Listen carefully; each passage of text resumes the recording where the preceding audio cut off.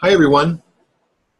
In this video, I will discuss some of the main points in William Rowe's article, The Problem of Evil and Some Varieties of Atheism.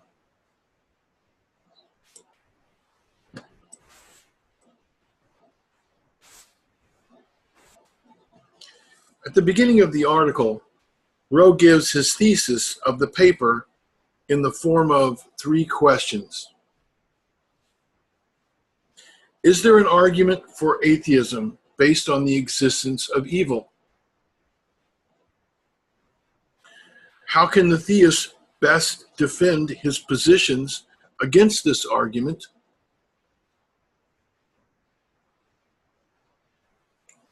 And what position should the informed atheist take concerning the rationality of theistic belief? After distinguishing a broad and narrow sense of both theism and atheism, he moves on in section 1 to the argument itself.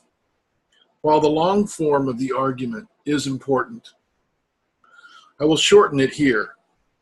Premise 1 essentially says, there exists instances of pointless, intense suffering. Premise 2 says, an omniscient, wholly good being would prevent pointless, intense suffering. The conclusion is that there does not exist an omnipotent, omniscient, wholly good being.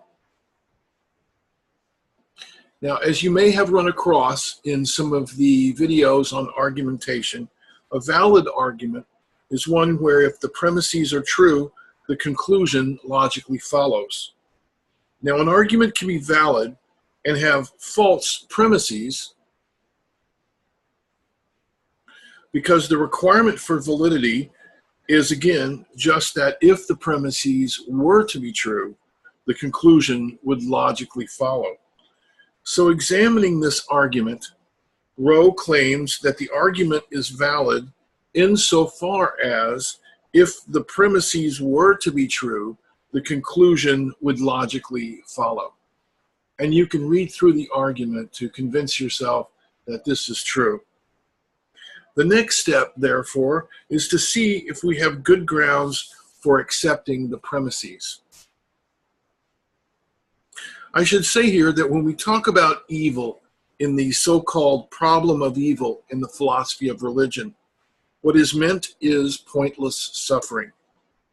This is a little bit different than what we usually mean by evil in our common everyday way of speaking.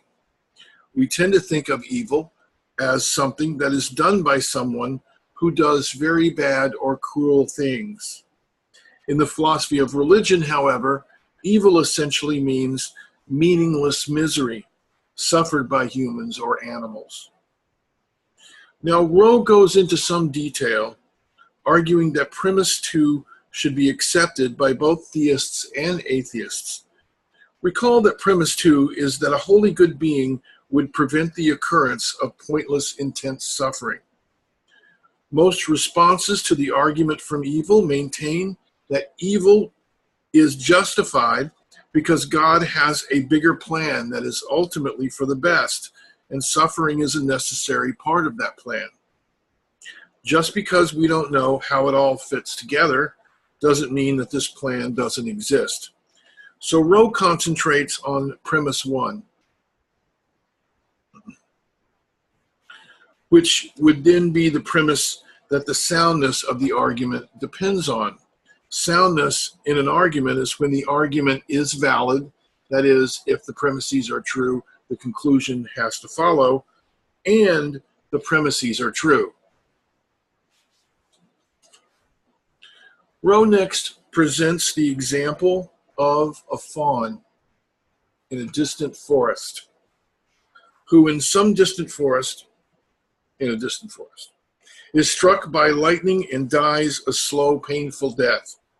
He says, quote, there does not appear to be any greater good such that the prevention of the fawn's suffering would require either the loss of that good or the occurrence of an evil equally bad or worse.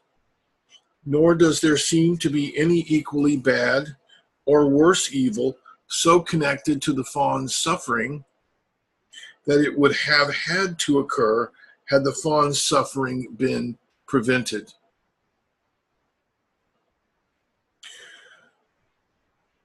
Could an omnipotent, omniscient being have prevented the fawn's apparently pointless suffering? The answer is an obvious yes, as even the theist will insist. Rowe argues that this example demonstrates something that even the theist should accept, that there will be examples where there are no apparent reasons for some instances of suffering to exist if there is an omniscient, omnipotent, omnibenevolent God. He says that while the example doesn't prove that this is so,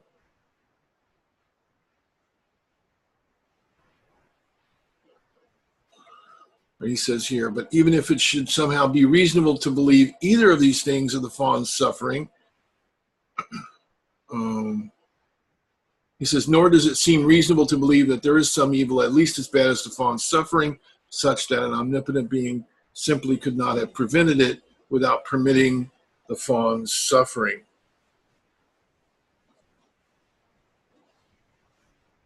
So he says that while the example doesn't prove that God, that there are no apparent reasons for some instances of suffering, for God to fail to, okay, let me back up. Rowe argues that this example demonstrates something that even the theist should accept, that there will be examples where there are no apparent reasons for some instances of suffering to exist if there is an omniscient, omnipotent, omnibenevolent God. He says that while the example doesn't prove that this is so, it does show that it is more rational to believe that there are instances of suffering that are pointless, that a holy, good, and powerful God could have prevented.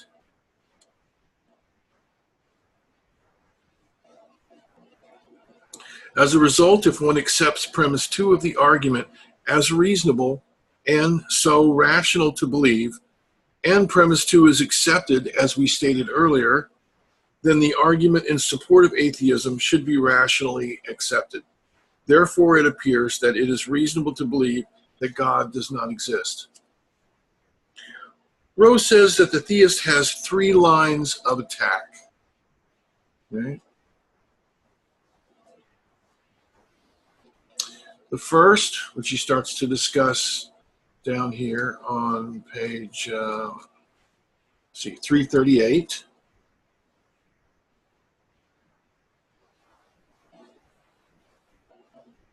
And the second, he discusses the direct attack here.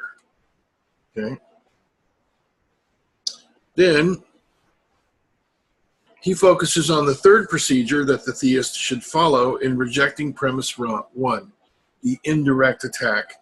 We need not go into detail about it, although it is quite interesting, but more or less simply put, the respondent does not argue directly against the premises of the argument from evil, but rather assumes the opposite of the conclusion as a new premise 1, actually. So he does that here. See, there's the conclusion of the original argument, and then he argues not the conclusion, and forms the opposite of the first premise into a new conclusion. Right? So P was the premise of the original argument. In the respondent's argument, the conclusion is the opposite of the first premise. Okay, and then asks which argument it is more rational to believe. Okay. In closing, Rowe says that there are 3 kinds of atheism.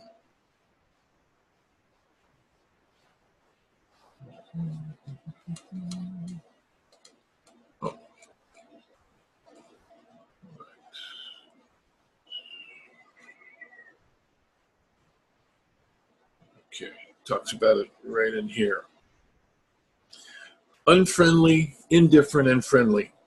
Focusing on 1 and 3, unfriendly atheism says that no one is rationally justified in believing that the theistic God exists, while friendly atheism holds that some theists are rationally justified in believing that the theistic God exists.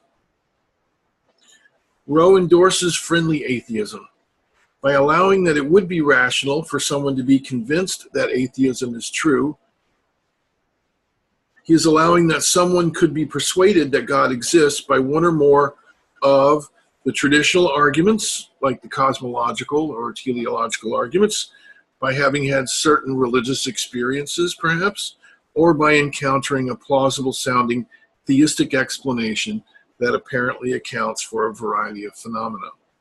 So friendly atheism would hold that while it would be more rational to believe that atheism is true, given all the evidence at the atheist's disposal, it could nevertheless be rational for someone to believe that God exists, given the evidence that the theist has at his or her disposal. I hope that this video has helped your understanding of this interesting and important article. Thank you for your time and attention.